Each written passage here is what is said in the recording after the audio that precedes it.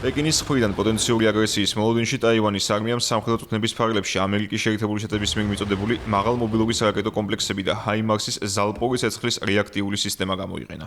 ცეცხლის გახსნაზე ბრძანების მიღებისთანავე სარაკეტო გამშვებმა დანადგარმა დაიკავა პოზიცია და 3 წუთის განმავლობაში ახორციელებდა დარტყმებს მითითებულ პოზიციებზე, რითაც აჩვენა მობილობა და რაკეტების გაშვების შემდეგ სწრაფად გადადგილების შესაძლებლობა. ტაქტიკა ცნობილი როგორც ცეცხლის გახსნა და უკან დახევა.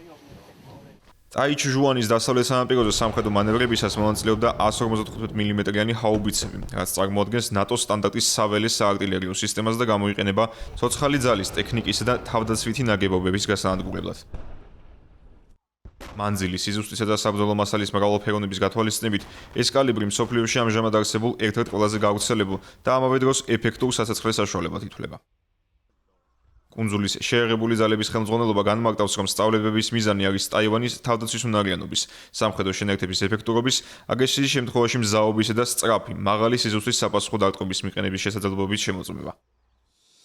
ჩინეთი ტაივანს საკუთარი ტერიტორიის განუყოფელ ნაწილად განიხილავს, რის გამოც პეკინმა ბოლო წლების განმავლობაში გააქტიურა კუნძულის სიღრმის სამხედრო მანევრები, მათ შორის საჰაერო და საზღვაო კომპონენტების ჩართვით.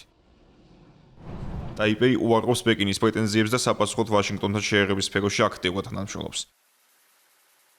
საგულისხმოა, რომ მაისში პეკინში დონალდ ტრამპის ვიზიტისას ტაივანთან დაკავშირებული საკითხი გახდა მცირე უთანხმოების მიზეზი მასსა და სინძინპის შორის, რომელმაც თავის ამერიკელ კოლეგას მოსალოდნელ საფრთხეებზე მიუთითა ტაივანში ვაშინგტონის გააქტიურების შემთხვევაში.